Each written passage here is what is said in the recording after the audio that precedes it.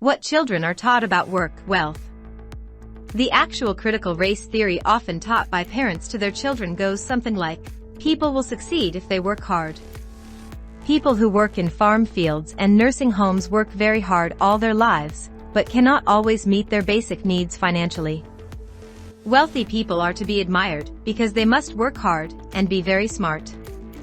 Not because they inherited a house and a good amount of money, and sometimes had family support to go to college. If people are poor, that means they are lazy and ignorant. Not because they are not paid enough to live on. People who get food stamps are lazy takers. An emplo gives new employees food stamp applications, since their pay makes their workers qualify for food stamps. I could continue, but that's basically the critical race theory many parents teach their children, and don't want them to know there is any reason they should respect people of other races who have not become financially equal to their own family. So actually all high schoolers have been taught critical race theory, just not the CRT, that teaches other reasons for financial disparities from one culture/race to another. Is that the critical race theory so many of you want your high school students to always remember and never learn to question? It appears so. Government for the 1%. The Trump administration has been led us well into on-percentocracy, government of, by and for the top 1% of rich thieves. As kleptocracy progresses, money and power tend to concentrate at the top. The people up there don't need any more money, but they want it, and the power that comes with it. By the osmosis of their incredible richness, they gather all the power and dollars to themselves. They exclude not only all the average citizens, the poor, and the disappearing middle class, but also the smaller thieves. This very small group becomes the owners and operators of the country. They operate the country as their private fiefdom. At this point, you have something approaching fascism, but without the national unity of spirit that is part of fascism. Note that these super kleptocrats have very little loyalty to the country itself, paying an extraordinarily small amount of taxes compared to their massive incomes. The sad news, folks, is that we have already reached the stage of on-percentocracy. Where can we go from here? The danger is extreme. Most of us know that the country is in big trouble, but nowhere near enough of us recognize how high the danger is, and still would be even if we could wish away the national debt. The national debt problem, by the way, has largely been created by the process described above. Those of us who recognize the danger have a really tough job on our hands. We have to bring our real situation to the attention of a lot more people.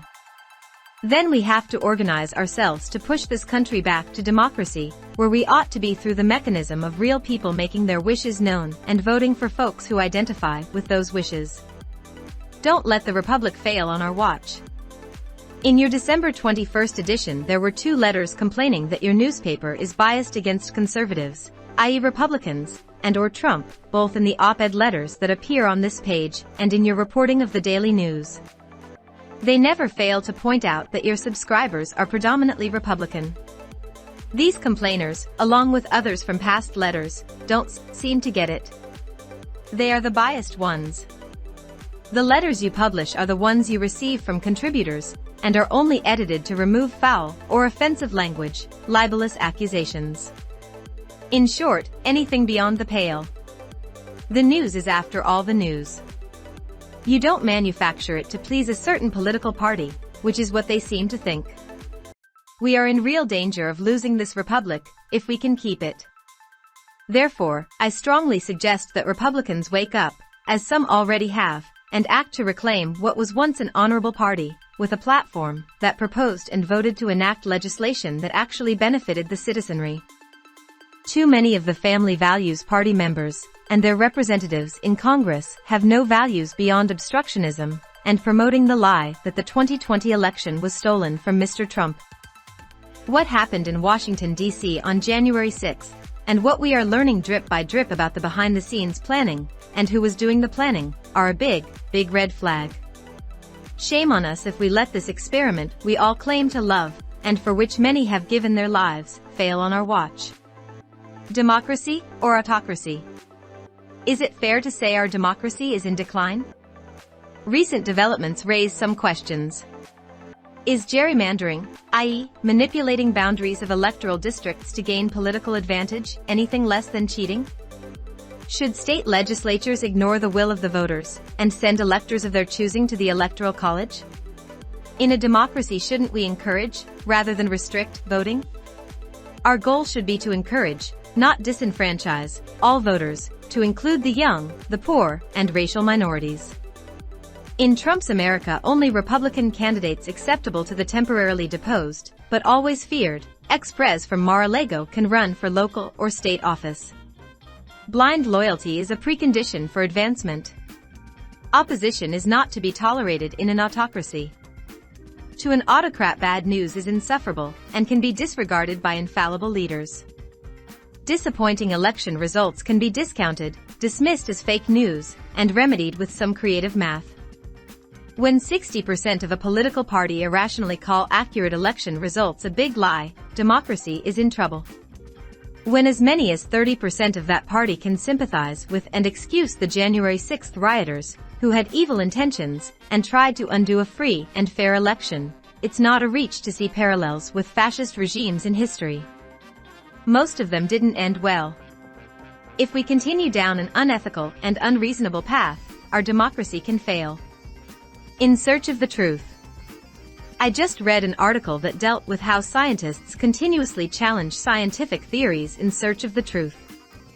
As an example, they used the scientists' initial belief that it was necessary to disinfect all your groceries, and that masks weren't that important, but as more research was performed, scientists found that their initial advice was incorrect, and over the past 18 months doctors learned and modified their approach to the disease. What a novel idea, a continuous search for the truth. Maybe it will catch on with our political parties. Replace banners with intelligent conversation. A recent writer to this forum voiced his disgust for all the negative opinions about Trump. I've got an idea. You convince all your Trump loyalists to take down all their flags that say, F Biden, impeach Biden, Trump/DeSantis, you get the idea. If you can do that, I would love to sit down and have an intelligent conversation. Oh, I forgot. Full disclosure. I believe in Santa Claus.